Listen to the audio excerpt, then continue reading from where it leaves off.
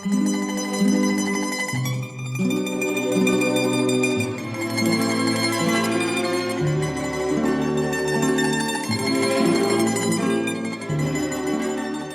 this is Chip LoCoco. Welcome back to my podcast channel.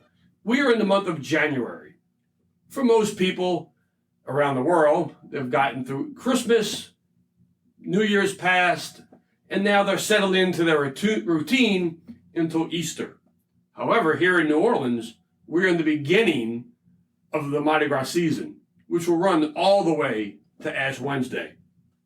What a great time around the city of New Orleans. And I thought there was no better way to celebrate the beginning of the season than to invite to my podcast the man who's considered as one of the greatest historians on Mardi Gras, and that is Mr. Arthur Hardy. Welcome, Arthur, to my podcast.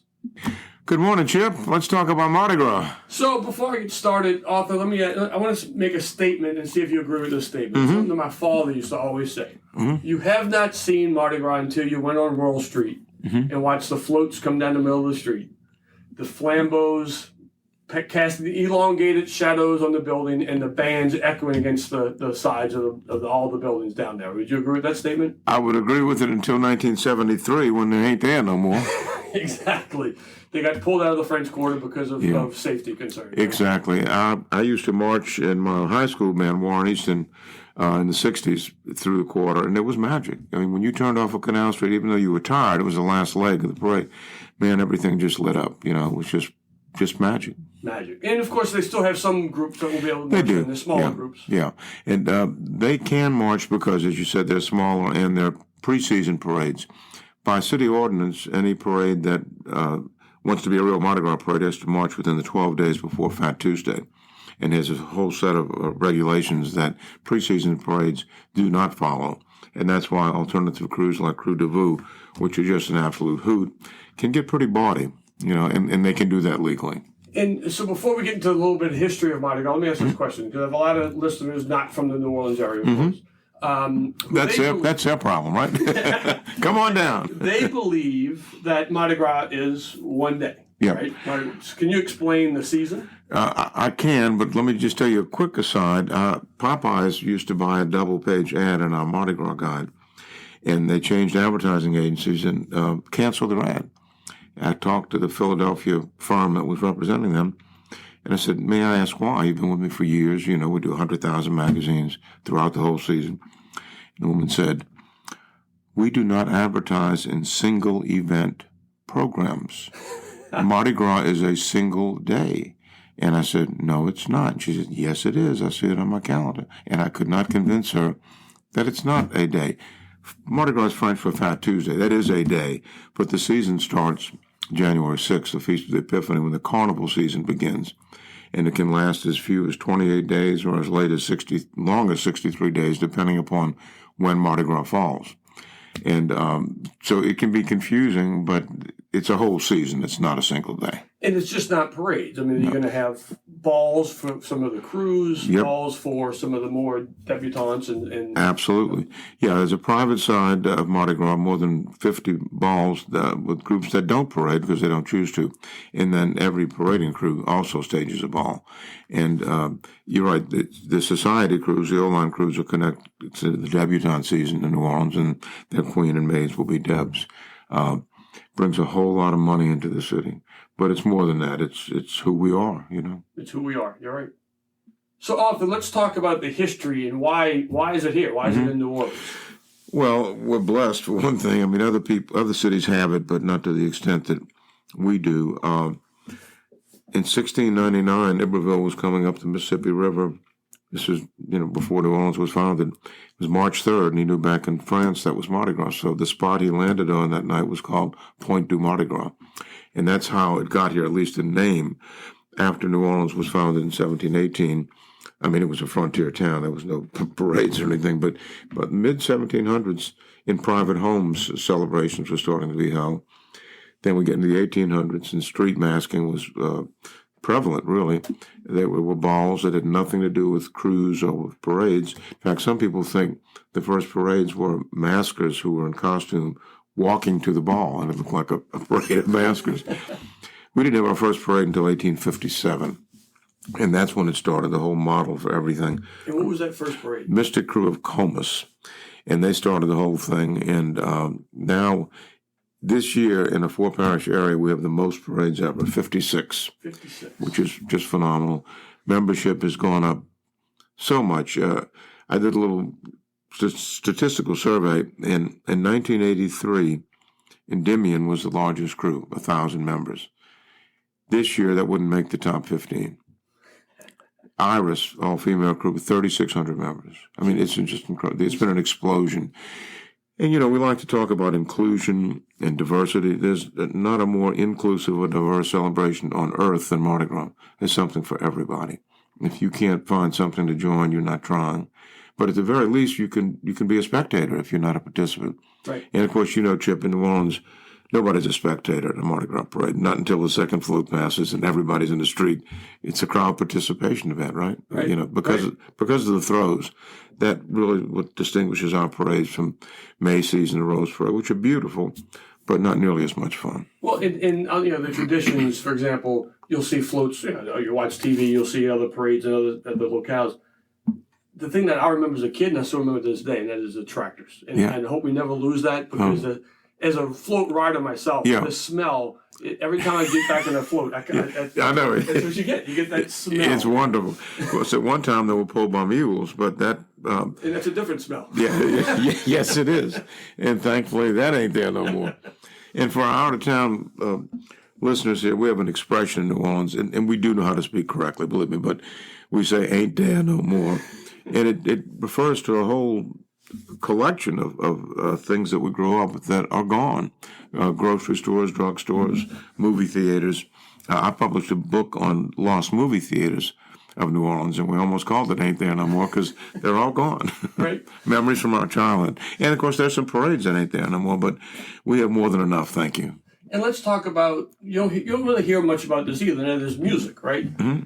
Mardi Gras has this entire collection of songs. I mean, imagine any city. I can't think of any other city that has a whole collection of songs for right. one festival. Yeah, there's no doubt. I mean, Dixieland jazz, and some could even argue blues and maybe even rock and roll. If they didn't all start here, they sure grew up here. Right. And Mardi Gras has a whole collection of music. And having marched in bands and having been a high school band director, I know how important it is to have marching bands between the floats. And by ordinance, you need one marching unit between each float. So a parade of all floats is actually quick and boring. You need something to break it up. Right. One of the frustrating things of being a band director or a musician in a parade is everybody wants you to play when you pass them. And, of course, you can't play for 4 hours or 5 miles. So the trick is, if you want to hear a band, go to where the crowds are. I mean, I would rather play for 8,000 people than 12. So you try to pace yourself as a band director, but invariably, the minute you stop playing, somebody says, "Why don't you strike up the band? We don't want to see you marching." About float building. Mm-hmm. So there are each organization will retain their own float builder. Correct.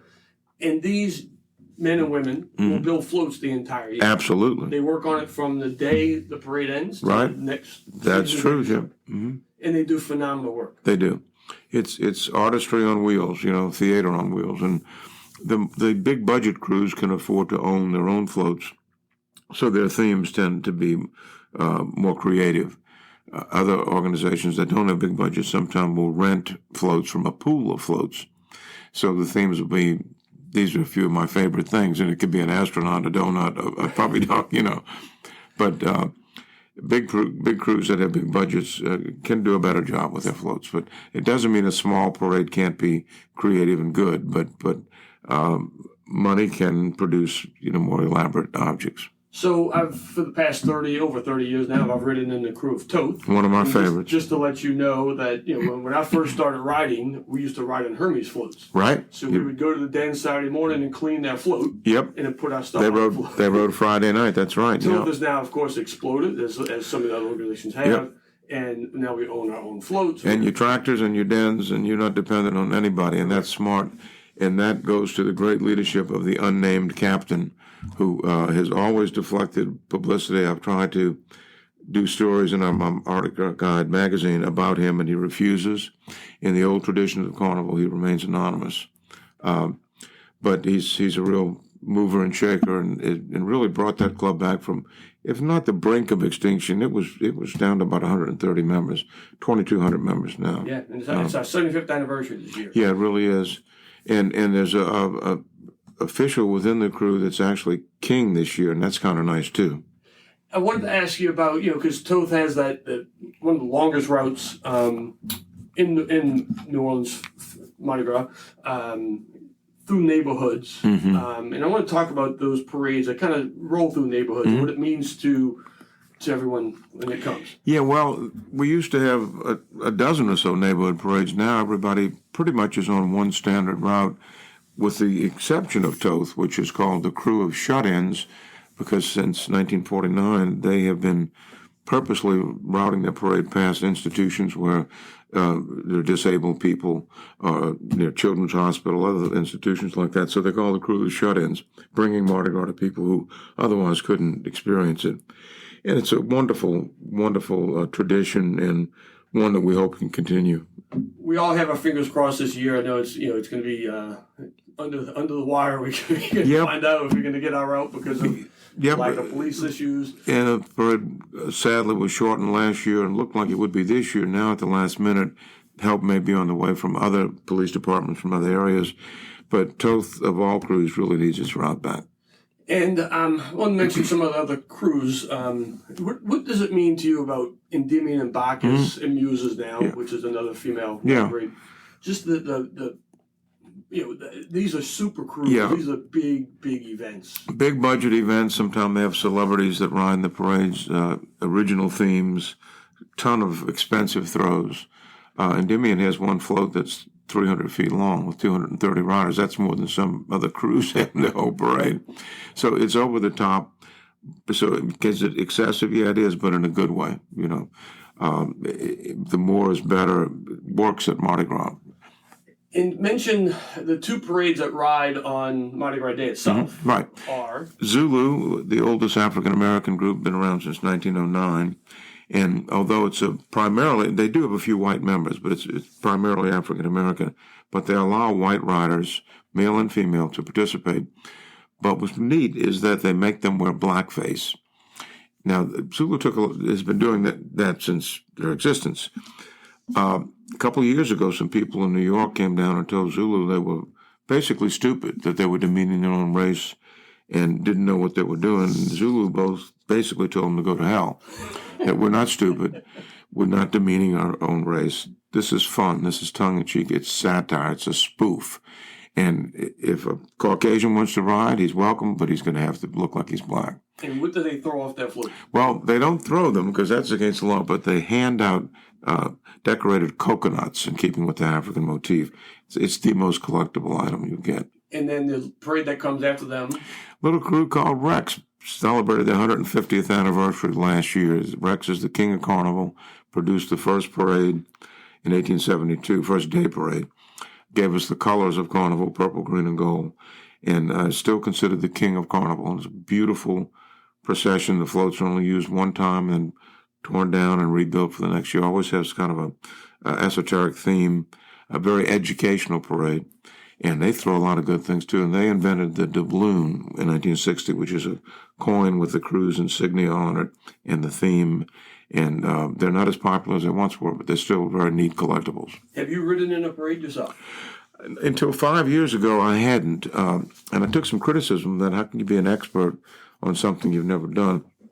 The reason I didn't ride, I worked for a television station in New Orleans, and contractually, I couldn't be in one parade and cover three others at the same night. I switched channels about 5 years ago, and I put in my contract I would not work on Mardi Gras Day itself. And the Rex organization invited me to ride, so I've been riding with them for 5 years. And it's what did you think? Quite a thrill. Well, everything I thought and had written about was correct.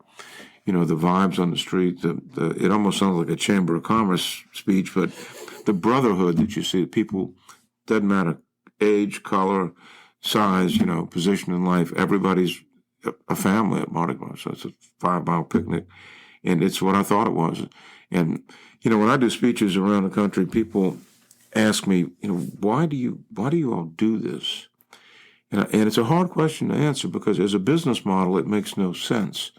You have to pay dues, then you have to spend money on gifts, then we dress you up in a mask and a costume so nobody knows who you are, and then we require you to give all the stuff away. Who does that? We do. And I think the answer is we enjoy having fun and spreading joy. Right. You have a blast doing it, and to see the happy faces, particularly children and old people. It's a joy to see their eyes light up when you give them a gift.